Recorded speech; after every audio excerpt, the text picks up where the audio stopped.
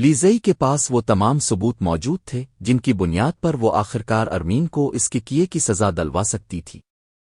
پوری رات وہ ریکارڈنگز، پیسے دینے کی ویڈیوز اور گودام میں آگ لگوانے والے شخص کا بیان اکٹھا کرتی رہی تھی۔ صبح ہوتے ہی الیزئی ایک انجان نمبر سے پولیس افسر کو کال کرتی ہے۔ دھیرے سے کہتی ہے، انسپکٹر صاحب، جس مجرم کو اب ڈھونڈ رہے ہیں اس کا اصل چہرہ ارمین ہے۔ یہ رہے ثبوت۔ وہ ویڈیوز فوراً فارورڈ کر دیتی ہے۔ انسپکٹر سب کچھ دیکھ کر ہکا بکا رہ جاتا ہے۔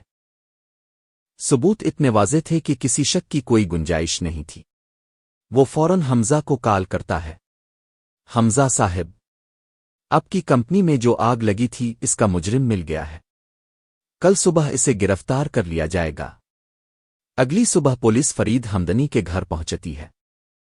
پولیس آفیسر فرید کو وہ ویڈیو دکھاتا ہے جس میں ارمین کو آدمی کو پیسے دیتے واضح دیکھا جاتا ہے۔ آفیسر سخت لہجے میں کہتا ہے، ثبوت تصدیق کرتے ہیں کہ آپ کی کمپنی میں آگ لگوانے والی خود ارمین ہے۔ فرید کا رنگ بدل جاتا ہے۔ بے قابو غصے میں وہ آواز لگاتے ہیں، ارمین باہر آؤ۔ ارمین سہمی ہوئی باہر آتی ہے۔ فرید کا ایک زوردار تھپڑ اس کے گال پر پڑتا ہے۔ اپنی ہی کمپنی کو تباہ کیا تم نے، شرم آنی چاہیے۔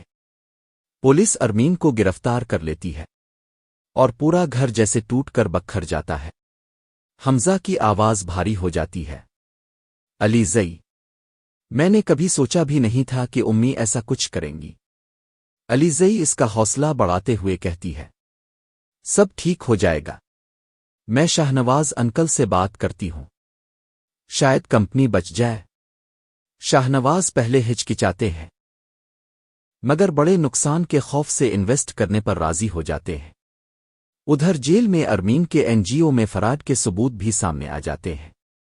عدالت اسے 10 سال کی سزا سنا دیتی ہے۔ یہ خبر گھر میں بجلی بن کر گرتی ہے۔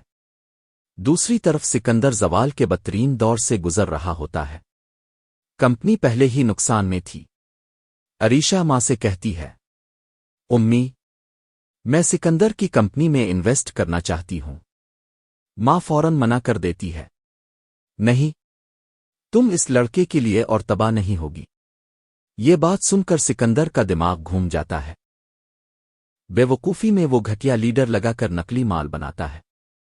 جب مال مارکیٹ میں ٹیسٹ ہوتا ہے سب ریجیکٹ ہو جاتا ہے۔ کروڑوں کا نقصان ہو جاتا ہے۔